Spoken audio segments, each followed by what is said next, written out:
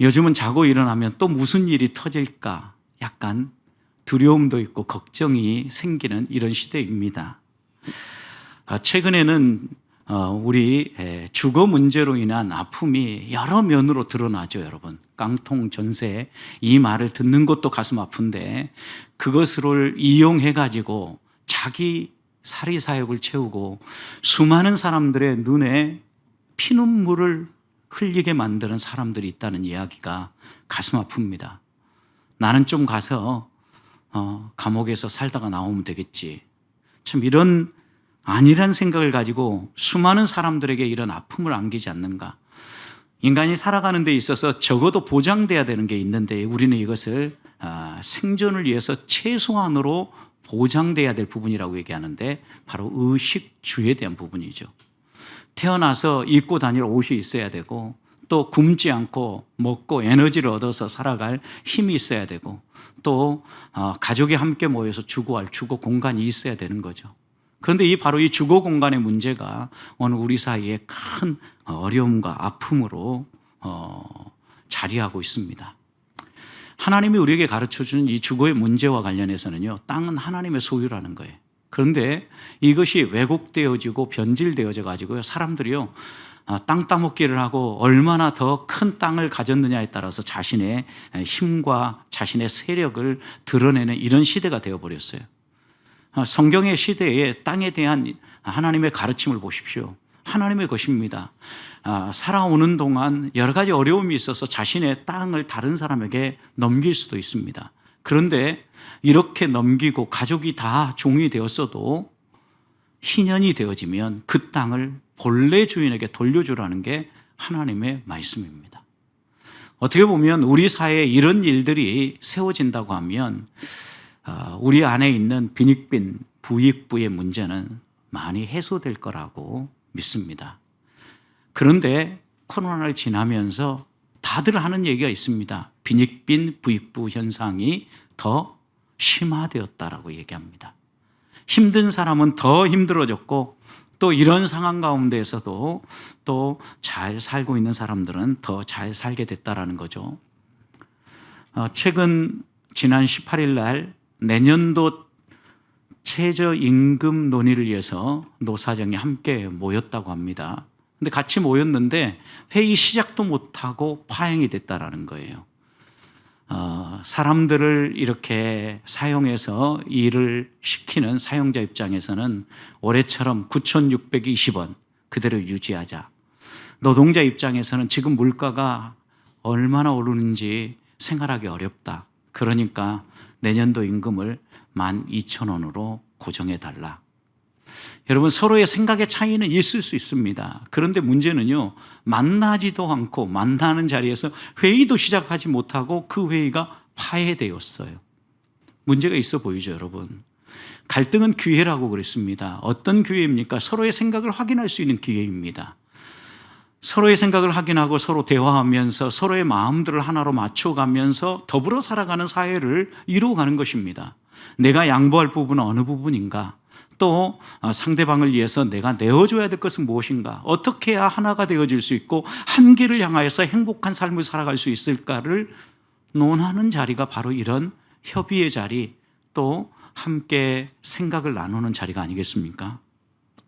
분명히 갈등의 기회입니다. 그런데 기회가 되기 위해서는 서로의 마음을 열어놓고 터놓고 이런 갈등의 이야기들을 이야기할 수 있어야 된다는 거예요. 입을 닫고 마음속으로 꽁하고 더 이상 이야기하지 않으면 갈등은 증폭이 되어지고 오히려 그 갈등으로 말미암아 더 피폐한 삶, 다투고 싸우는 삶을 살아가게 된다는 겁니다. 하나님이 원하는 삶은 다투고 싸우는 삶이 아닙니다. 더불어 함께 잘 사는 삶입니다. 서로 다른 환경에서 여러분 사랑한다고 사랑을 고백하고 가정을 이루어서 오늘까지 살고 계시지요. 여러분, 그런데 생각해 보십시오. 사랑한다고 함께 가정을 이뤄서 두 사람이 밥을 먹고 생활을 하는데 생각하는 것도 똑같고 행동하는 것도 똑같고 말하는 것도 여러분 마음에 쏙쏙 드는 말만 하던가요? 초기에는 그럴 수 있습니다, 여러분. 신혼에 정말 행복하게 신혼의 모든 것들이 좋아 보일 때는, 근데 조금만 시간이 흘러보십시오. 말하는 게 마음에 안 듭니다. 생각하는 게 다릅니다. 먹고 싶은 게 다릅니다. 여러분, 그런데도 안 헤어지고 아직까지 가정을 이루고 살고 있는 이유는 무엇입니까? 서로의 필요들을 이야기하고 서로의 불편한 것들을 대화하면서 오늘까지 왔기 때문에 가정을 이루고 여러분들이 행복한 삶을 사는 거예요. 어떻게 보면 하나님이 허락하신 이 땅의 기관들 가운데 가장 기본적이고 기초적인 기관이 가정이잖아요. 우리가 가정에서 이렇게 살았으면 사회에서도 어떻게 살아야 돼요? 그렇게 살라는 거예요. 하나님이 그런 샘플로 우리에게 가정을 허락했고, 가정이 천국이 되어지면 우리 사회도 천국이 되어지는 거예요. 왜요? 가정이 천국이 되어지는 비결들을 사회에서 실천하며 살아갈 수 있기 때문이에요. 그런 점에서의 성도는요, 가정을 바로 세우고 이 가정을 출발점으로 삼아서 사회와 나라와 세계를 변화시켜가는 사람들이라고 말할 수 있습니다. 신앙의 길도 여러분 생각해 보십시오. 예수 믿은 이유가 사람들마다 다 다릅니다. 그런데 예수님을 소개받고 신앙생활 처음 시작하니까 정말 믿음의 길을 걸으면서 하나님과 함께 걷는 삶이 행복하다, 이런 느낌만 있었습니까? 처음 믿을 때는 분명히 이런 기대가 있어서 여러분이 첫 발을 예배당에 들여놓았을 겁니다. 근데 신앙생활하게 가다 보니까 마음에 안 드는 것도 있고 조금 나와 생각이 다른 것도 있습니다. 그런데도 불구하고 지금 수년을 거쳐가면서 수십 년을 보내면서 믿음의 길을 걸어가고 있는 이유는 무엇입니까? 진리의 길이 무엇인가를 발견했기 때문이지요. 나와 생각이 달라도 내가 그 생각을 하나님의 말씀에 하나하나 맞춰가면서 하나님을 닮아가고 내 안에 하나님을 닮은 거룩함이 묻어난다는 것을 조금씩 맛보았기 때문에 이 길을 포기하지 않고 걸어가는 거죠. 그래서 신앙생활은요, 하나님의 말씀과 나의 생각의 차이를 좁혀가는 과정이라고 말할 수 있어요. 이것이 좁아지면 좁아질수록 하나님을 닮은 거룩함, 성도다운 면모, 이런 부분들이 더 분명하게 살아나는 거예요. 저는 우리 보배교회 성도들이 하나님 앞에서 믿음의 길을 걸어갈 때 이런 갈등이 생길 때 고민하지 말고, 그것 때문에 불편해서 이 갈등을 피하여 도망하지 말고, 그 갈등을 스스로 한번 돌아보면서 하나님이 정말 원하는 게 무엇인가, 내가 혹시 양보해야 될 것은 무엇인가, 이 차이를 좁혀감으로 여러분의 삶을 통하여서 하나님을 닮은 모습이 더 분명히 드러나기를 소망합니다. 지금 바울이 고린도서를 쓰는 이유가 무엇입니까? 고린도 교회 안에 하나님을 열심히 믿고자 하는 사람도 있었지만 고린도 교회 성도들을 흔들어가지고 곁길로 가게 하는 사탄의 일꾼들도 있었다라는 거죠. 성경에서는 분명히 이 두 그룹을, 한 그룹은 그리스도의 일꾼이라고 그러고 한 그룹은 사탄의 일꾼이라고 이야기를 합니다. 하나님으로부터 멀어지게 만들고 신앙을 배반하게 만들고 믿음의 바른 도리를 포기하게 만드는 사람들은 하나님을 대적하는 사람이고 사탄의 일꾼으로 살아가는 사람들이죠. 그러나 복음의 진술을 정확하게 설명하고 그 길을 걸어갈 수 있도록 옆에서 지지자 역할을 하고 또 같이 손잡고 함께 걸어간 사람들, 그렇게 세우는 사람을 그리스도의 일꾼이라고 말할 수 있겠죠. 자, 성도 여러분, 그러면 여러분은 사탄의 일꾼에 서 있습니까? 그리스도의 일꾼에 서 있습니까? 누구나 사탄의 일꾼으로 살기는 원치 않습니다. 그런데 저도 말씀을 준비하면서 곰곰이 생각해 보면 나도 모르는 사이에 은근히 사탄이 좋아하는 일들을 행했구나라는 생각이 들 때가 있습니다. 여러분, 이런 생각이 들 때 우리는 빨리 우리의 삶을 바꿔야 합니다. 하나님이 원하시는 삶, 그리스도의 일꾼이라면 어떻게 살아야 되는가, 주의 말씀, 주의 가르침을 마음에 새기면서 그 길을 선택하며 걸어가야 돼요. 바울은 특별히 자랑하는 것과 관련해서 매우 조심했습니다. 왜냐하면 이 자랑하는 것이 도움이 되기도 하지만 오히려 도움보다는 마이너스가 더 많이 되기 때문입니다. 자랑을 하다 보면 당근 자신에 대해서 자랑하게 되고 자신의 조건과 자신의 환경과 자신이 어떻게 살아왔는가, 자신이 열심히 하는 것에 대해서 자랑할 수밖에 없어요. 그래서 바울은 자랑 자체가 어리석은 일이라고 이야기를 합니다. 그리고 자랑을 할 때에는 십자가만 내가 자랑하겠다라고 얘기하죠. 우리가 읽었던 바로 앞에 부분 17절부터 21절까지의 말씀을 보면 왜 바울이 자랑하는 것 자체가 어리석고 또 피해야 될 일인지에 대해서 분명하게 이야기하는데 17절 보면 그런 자랑은 주님을 따라하지 않는 자랑이라고 얘기합니다. 여러분, 주님을 따라 살아간다라는 건 주님이 걸어가신 그 길을 보면서 우리도 그 길을 따라 걸어간다라는 거죠. 여러분, 그런데 주님이 자랑하셨습니까? 주님은 십자가와 하나님 나라, 그 길을 향하여서 묵묵히 길을 걸어가면서 우리로 하여금 하나님 나라가 어떤 것인가를 경험하고 누릴 수 있도록 다양한 방법으로 환자를 치료하기도 하고, 그 다음에 잔치를 벌여서 하나님 나라의 풍성함을 알려주기도 하고, 또 바른 진리의 말씀을 선포해서 하나님 나라의 풍성한 속성이 무엇인가를 말씀을 풀어서 하나하나씩 가르쳐 주시기도 하셨죠. 여러분, 이런 것들을 하나하나 생각해 보십시오. 이런 말씀들을 보면 주님은요, 우리에게 자신의 어떤 것들, 인간적인 조건, 내가 하나님의 아들로서 이 땅에 와서 내가 이런 걸 할 수 있다, 이런 거 자랑하지 않았어요, 여러분. 주님을 따라가지 않는 자랑 내려놓으라는 거죠. 두 번째, 또 이렇게 하는 자랑은요, 우리의 자랑은 대부분 육신을 따라하는 자랑이라는 거예요. 18절 보십시오. 다른 사람에게 잘 보이려고 자기의 존재감을 드러내는 자랑들이죠. 여러분, 우리가 자랑하다 보면 내가 어떤 사람이고, 내가 어떤 조건을 갖춘 사람이고, 내가 어떤 것을 잘하는지 계속 이야기하게 되죠. 여러분, 이것들이 육신을 따라하는 자랑이기 때문에 어리석고, 이런 것들을 너희가 하지 말라고 이야기하는 거죠. 또 21절 보면 바울은 부득불 자랑할 때에는 나의 약한 것을 자랑한다 그랬어요. 그리고 그 약함은 우리의 욕됨, 우리의 연약함인데, 여러분, 바울이 이런 자랑을 한 이유가 있어요. 그것은요, 자신의 연약함을 드러내므로 자신을 이렇게 다듬고 새롭게 하시는 하나님을 높이는 일이기 때문에 결국 이 얘기는 하나님을 자랑하고 십자가를 자랑하고 하나님의 능력을 자랑한다는 의미예요. 바울이 육체를 따라 자랑하지 아니하고 십자가만을 자랑하면서 그리스도의 일꾼으로 살고자 몸부림치는 이 모습을 보면서, 또 오늘 이 말씀을 보면서 나는 과연 사탄의 일꾼으로 살고 있는가, 아니면 그리스도의 일꾼으로 살고 있는가 되돌아보기를 소망합니다. 그리고 오늘 말씀을 통해서 그리스도의 일꾼으로 다시 한 번 더 헌신하고 다짐하는 주의 자녀들이 되시기를 축복합니다. 자, 그렇다고 하면 그리스도의 일꾼은 어떤 사람입니까? 먼저 23절을 보십시오. 그리스도의 일꾼은 고난의 흔적을 가진 사람입니다. 바울은 이렇게 고백합니다. 그들이 그리스도의 일꾼이냐?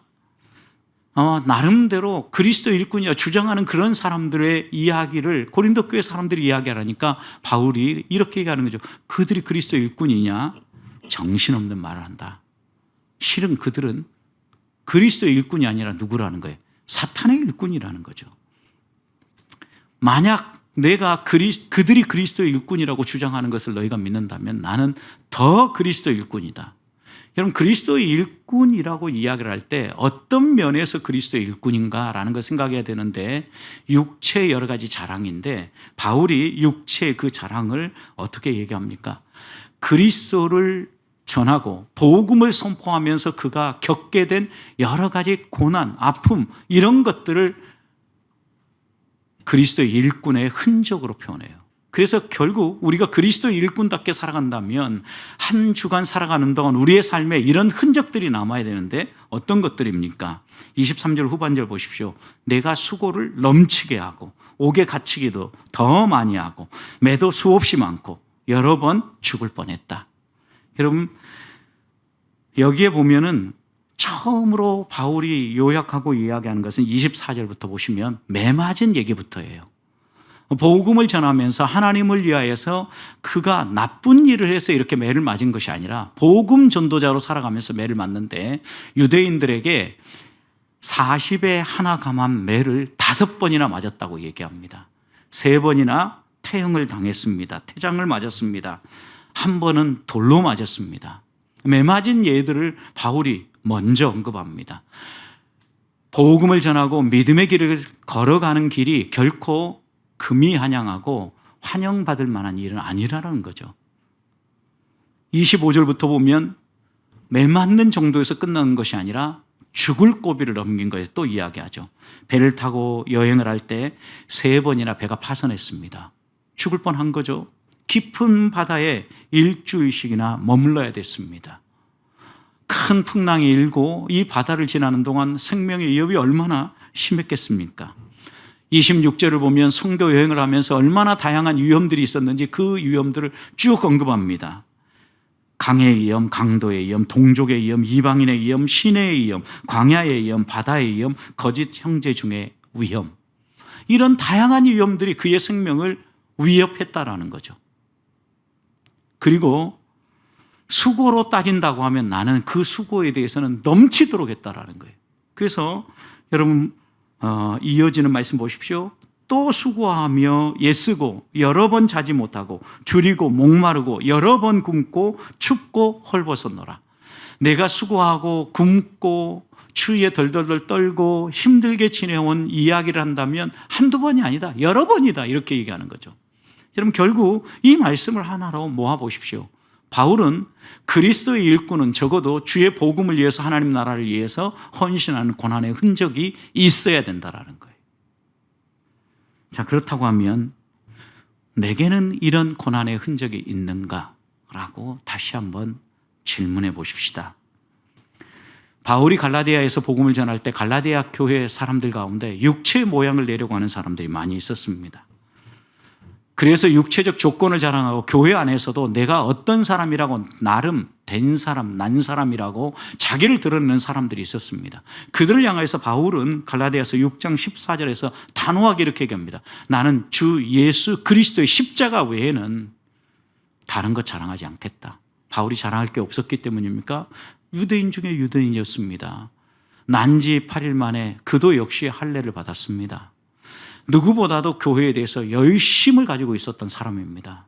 자랑할 것이 많았습니다. 그럼에도 불구하고 바울은 이 모든 것은 다 뒤로 하고 그리스도의 십자가 외에는 내가 자랑할 게 없다. 육체의 모양을 내려고 하는 사람들에게 경고한 거죠, 여러분. 그리스도의 십자가 고난의 흔적을 갖는다라는 건 육체의 모양을 내는 게 아닙니다. 여러분, 내가 이런 거 하다가 이렇게 힘들었어라고 드러내고 자랑하는 것이 아니에요. 자랑하지 않아도 묵묵히 주의 길을 걸으면서 복음을 선포하고 하나님 나라를 위해 헌신하면서 내 몸에 흔적을 갖는 거예요. 그래서 바울은 그를 향하여 육체 모양을 내려고 하는 사람들이 공격할 때마다 단호하게 이렇게 얘기합니다. 나를 더 이상 괴롭게 하지 말아라. 나는 내 몸에 그리스도의 흔적을 가지고 있다.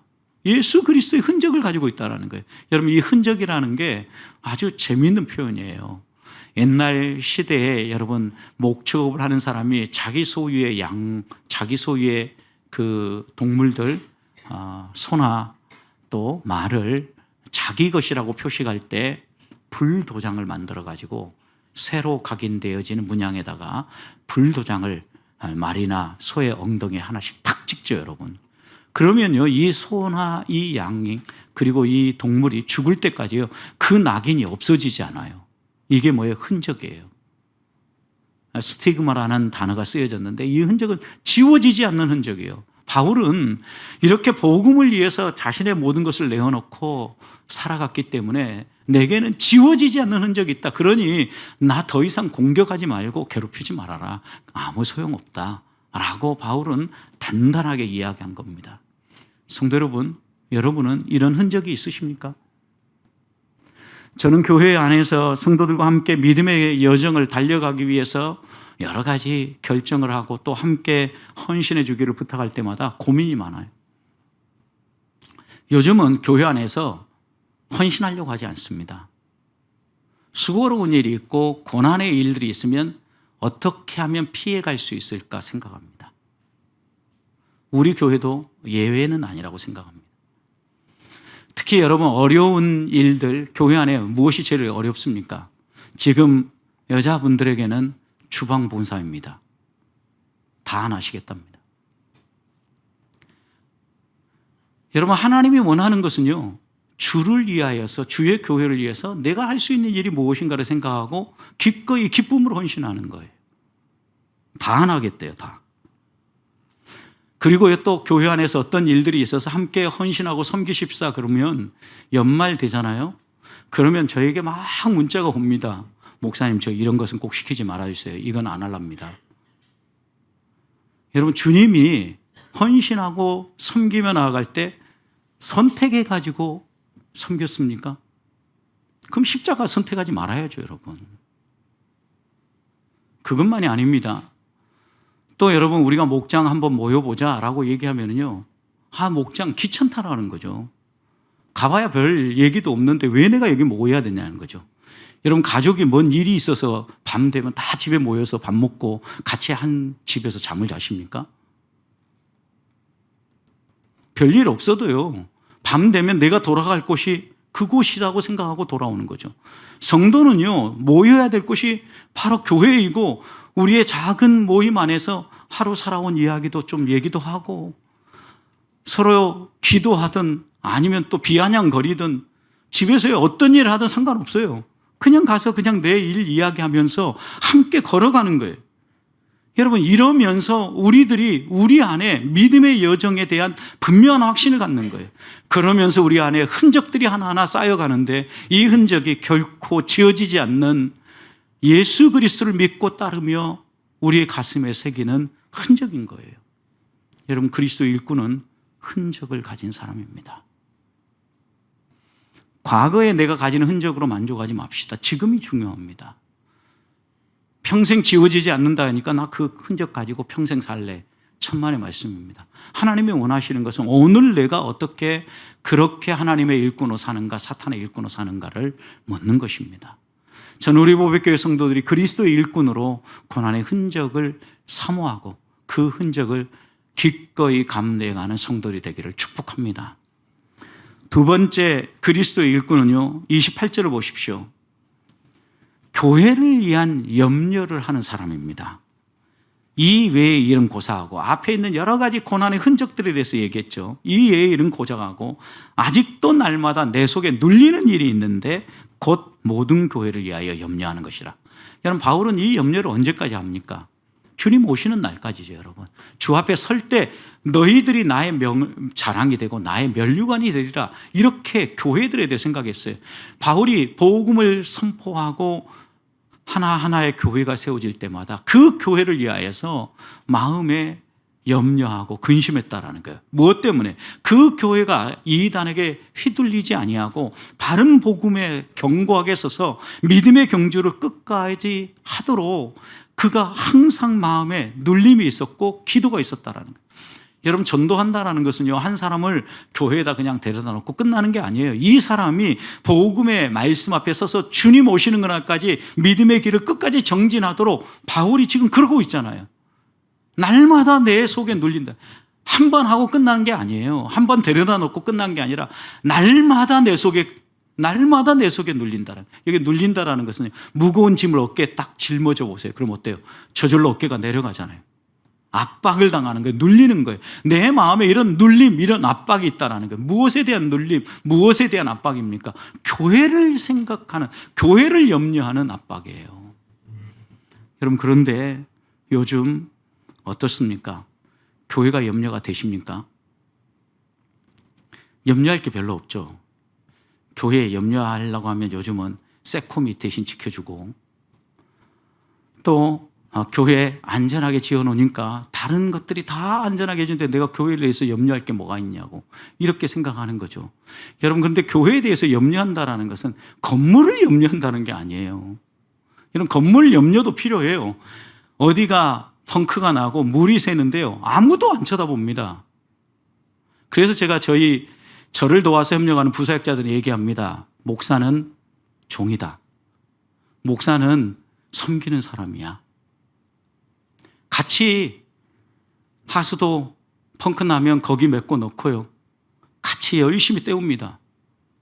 예전에 교회가 그랬을까요? 안 그랬어요, 여러분. 저는 여러분들이 잘못된 신앙생활 하는데 그것을 신앙생활 잘한다고 결코 말하고 싶지 않아요.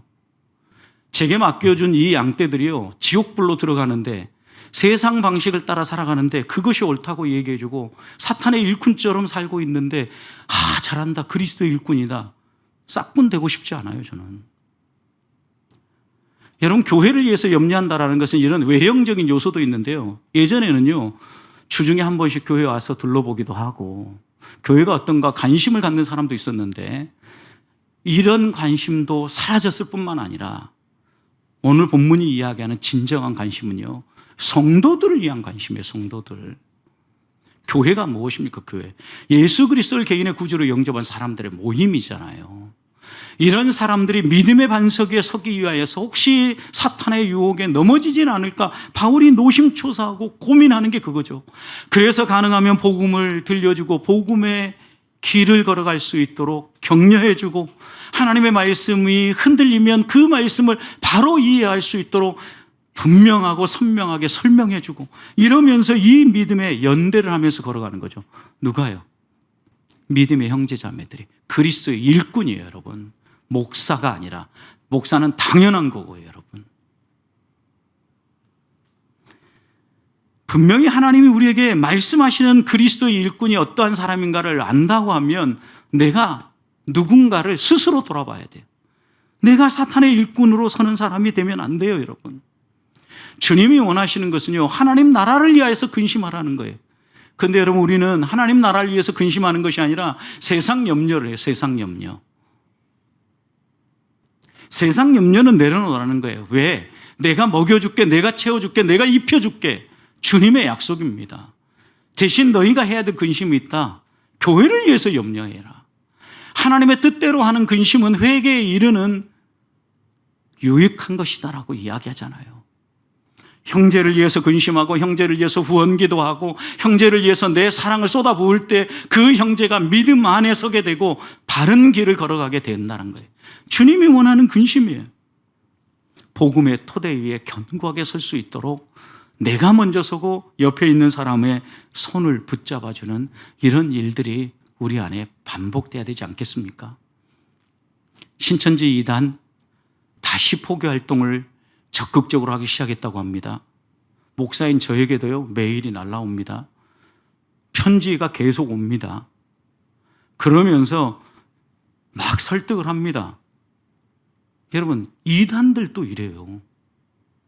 그것도 목사인 저와 같은 사람을 넘어뜨리고 나면 교회를 정복할 수 있다고 생각하기 때문에 저 같은 사람들에게 더 공격적으로 메일을 보내고 편지를 쓰고 그 다음 기회가 되면 또 전화까지 합니다, 여러분.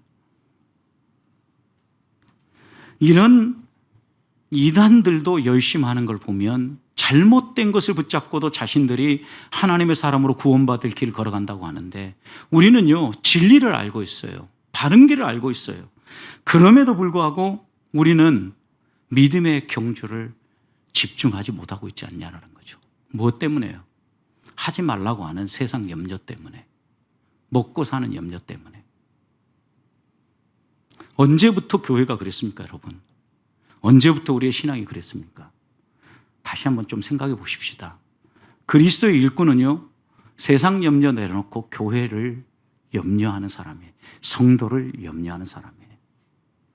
세 번째입니다. 바울이 우리에게 그리스도의 일꾼으로 살아간다고 하면 부득불 자랑해야 될 때가 올 거다. 그런데 그때 부득불 자랑할 때 너희가 자랑할 것은 너희의 약한 것을 자랑하는 사람이다. 여러분, 그러니까 그리스도의 일꾼은요, 그의 장점, 강점, 그가 가지고 있는 무언가 좋은 것, 이것 자랑하는 사람은 아니라는 거죠.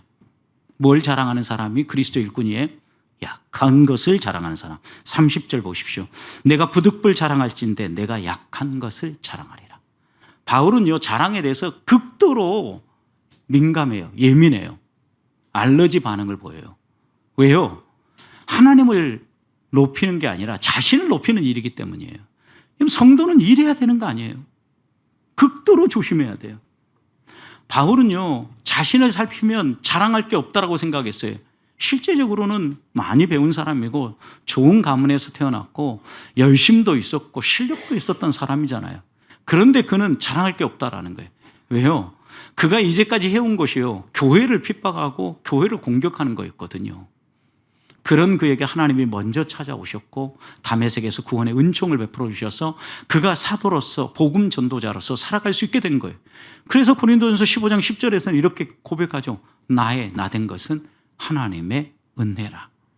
내가 사도들보다 지극히 작은 자로서 더 많이 일할 수 있는 기회를 얻은 것은 하나님이 내게 은혜를 베풀어 주셨기 때문이다.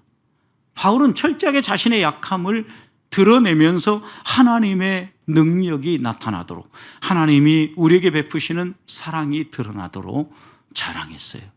이게 그리스도인이 해야 될 자랑이라는 거예요. 오늘 본문 우리가 읽진 않았는데 32절과 33절 보면요, 바울이 처음 신앙생활할 때 약했던 부분을 이렇게 얘기하죠. 다메섹에서 예수 그리스도를 만나자 말자 그가 복음을 전했어요. 다메섹에서. 그런데 다메섹 왕 여기 나오죠. 다메섹 왕 아레다 왕이 자신의 신하를 보내가지고 이 바울을 잡으라고 한 것 같아요. 자기를 잡으려고 기다린다. 자기의 목숨을 노리는 사람이 있다. 이런 얘기를 듣고 바울이 그 다음 어떻게 합니까? 들창문을 열어가지고 광주리를 타고 도망을 하게 됩니다. 자신의 약함을 드러낸 거예요. 여러분, 지금 같은 바울이었으면 어떡합니까? 지금도 로마에 가면 세븐스 수도원에 바울의 순교터가 그대로 보존되고 있는데 참수당했다니까요. 참수. 목이 잘려서 순교의 제물로 하나님께 드려졌다고요. 도망갈 사람이 아니죠. 그러나 그가 처음 연약했을 때, 성령의 충만함을 맛보지 못했을 때 그는 그런 핍박이 있다는, 그런 어려움이 기다리고 있다는 얘기를 듣고 조용히 도망간 거죠. 자신의 이런 약함을 드러낸 거예요. 하나님 앞에서 이렇게 살지 말아야 되는데 내가 이렇게 잘못 살았습니다 라고 자기를 드러낸 거예요. 그러면서 여러분들도 이런 나의 약한 모습처럼 넘어지지 말고 하나님 안에서 믿음으로 살았으면 좋겠습니다라고 고린도 교회를 향하여서 권면하고 있는 겁니다. 그런 점에서요, 그리스도의 일꾼은요, 자랑한다면, 자랑 안 하는 게 좋은데 자랑한다면 약함을 자랑하라는 거예요. 이걸 역으로 표현하면 하나님을 자랑하라, 십자가를 자랑하라. 사랑하는 성도 여러분, 그리스도의 일꾼이 누구입니까? 오늘 바울은 우리들에게 선명하게 이야기합니다. 나는 죽고 내 안에 그리스도가 사는 하나님의 일꾼으로 살아가는 비결은 고난의 흔적을 가지고 살아가는 겁니다. 내가 죄짓고 잘못된 길을 걸어가서 얻는 고난이 아니라 하나님 나라와 십자가와 복음을 위해서 살아갈 때 얻는 고난의 흔적입니다. 그것과 함께 세상, 염려, 근심은 하나님께 맡겨놓고 주의 교회, 주의 성도들이 건강하게 서도록 주의 교회를 위하여서 내 시간과 열정을 쏟아붓는 사람입니다. 그리고요, 무엇보다도요, 나의 약함을 자랑해야 합니다. 나의 연약함을. 하나님 앞에서 우리가 이런 사람이 그리스도 일꾼이라는 거 잊지 맙시다. 두려움이 생겨요. 항상 하나님 앞에서 섬기며 이렇게 나아갈 때 하나님이 과연 어떻게 우리를 세울 것인가, 또 우리를 보는 사람들이 어떻게 평가할 건가, 그리스도 일꾼이라고 평가할 건가, 사단의 일꾼이라고 평가할 건가. 하나님 앞에서 함께 생각하십시다. 어제 큰애가 출장 때문에 한 달을 나가야 될 일이 있어서 여러 가지를 짐을 챙기는데 이 짐이 좀 복잡해요. 그래서 그 짐 가운데 하나를 빼야 되겠다라고 생각하고 뺄까 말까 고민을 하는데 그것이 교회를 위한 일이에요. 미디어 디자인하는 것과 섬길 일이 나가 있는 동안 한 달인데 생기면 어떻게 할 건가? 자기를 위해서는 전혀 쓸 일이 없어요. 회사에서 주는 노트북을 가져가면 되니까 회사에 가져가는 노트북 들고 가고 맥북을 하나 더 디자인용으로 챙겨가면서 아이 그래도 가져가야지. 쓸 일은 없을 수 있지만 피곤하고 여러분 가서 회사 일하는 동안 고생스러운 일이지만 또다시 들고 가겠다고 맞춰서 들고 가는 모습을 보면서 한편으로는 위로를 받았어요. 왜요? 그래도 믿음의 선택을 하려고 아주 소소한 일이지만 고민하는구나. 우리가 아주 소소한 일이지만 이런 거 하나하나가 하나님 앞에서 고민해야 돼요. 무엇을 위해서 살 건가? 내가 주의 일꾼인가? 그리스도의 일꾼인가? 이 질문이 한 주간 살아가는 동안 내게서 떠나가지 아니하고 그리스도의 일꾼답게 한 주를 살아내는 주의 자녀들이 되시기를 주님의 이름으로 축복합니다.